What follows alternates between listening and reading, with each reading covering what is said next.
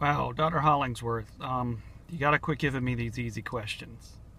And of course, I'm kidding. Wow, that the question about the client who doesn't care to express outrage to social injustice.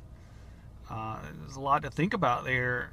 I'd love to bring out the old college algebra, not enough information answer, but I bet that's not what you're going for. I'd probably need to know a little more about exactly what's going on with the patient, or with the client. But from your post, I'm going to guess the client has some outrage but doesn't care to express it. That's kind of the way you posited the scenario, so that's what we'll go with.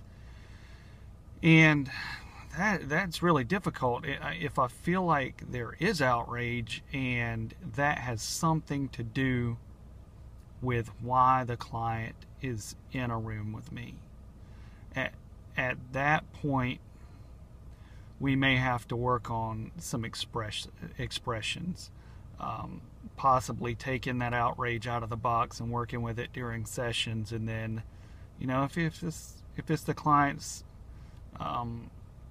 preference to keep that stuff in a box when they're out in their day-to-day life, so be it, until they're ready to have it out. There may be various reasons. Maybe they don't feel like they have enough self-control to take their outrage and begin to express it. It could be detrimental to their life. So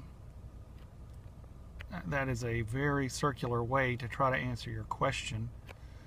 I think I would be a socially aware, social justice focused counselor if I did know there was outrage and did not work with it if it had no direct impact on the patient at the time. And now I know having outrage is not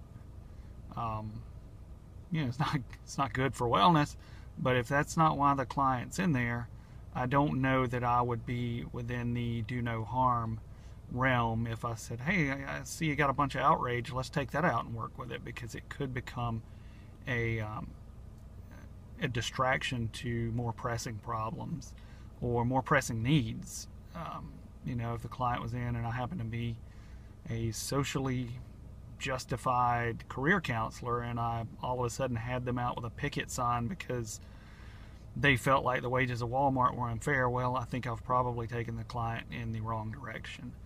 So this is just me kind of freestyling, trying to come up with a good answer for your question. So I think there's, as in a lot of cases, there's a yes and no.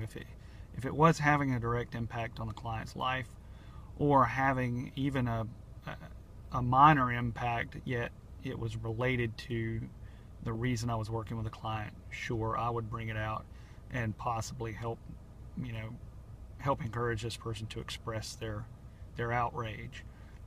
But if, when we take into account the needs of the most, and this is a client least likely to get any sort of gain from expressing that outrage, we may find other creative ways to sort of blow off that steam, whether it was some sort of meditation exercise or mindfulness or art therapy exercise, or even encouraging them to speak with a doctor if they're having outbursts and mood swings. So I hope at some point in all that I answered your question. You definitely gave me a lot to think about there, so thanks. I hope Central Florida treats you well. Have a great one.